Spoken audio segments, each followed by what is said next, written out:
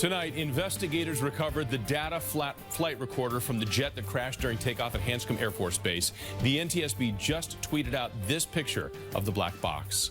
Good evening to you, and thanks for being with us. I'm Jonathan Elias. All 7 people on board that plane were killed in this crash.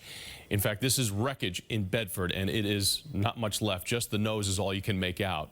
It went down just after it was trying to take off. It's unclear if it ever made it off the ground. Ken MacLeod is live in Bedford, and Ken, officials are still looking for answers as to why this happened and how this happened. They are, Jonathan. It was the first full day on scene for 15 investigators who are trying to figure out how this flight turned tragic before the small jet even got airborne.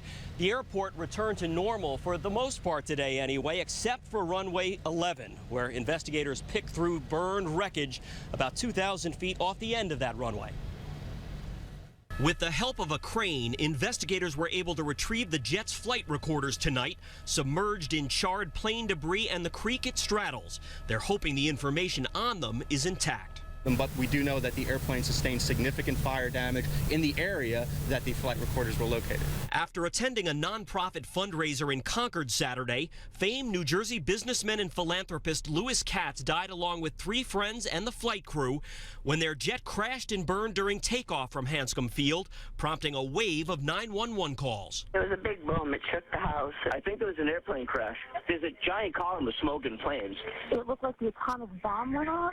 Okay. And it was a mushroom cloud. Investigators say the veteran pilot communicated no trouble to the tower during his takeoff run. But at the end of the runway, 2,000 feet after the jet should have been airborne, there are skid marks, followed by gouges in a grassy field, snapped landing gear, and a charred skeleton where 7 people perished. The NTSB's lead investigator was asked if the pilot was trying to abort the takeoff. Again, you're asking me about possible scenarios, and I'm not going to comment about possible scenarios. Investigators say the pilot and co-pilot had a combined 30,000 hours of flight experience and acknowledge the Gulfstream 4 as the safety king of corporate jets.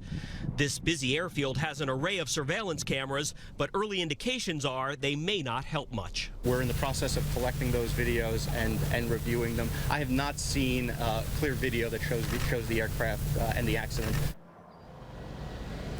Back live now, we now have IDs on the flight crew, a pilot from Delaware, a co-pilot from New Jersey, and a flight attendant from Maryland.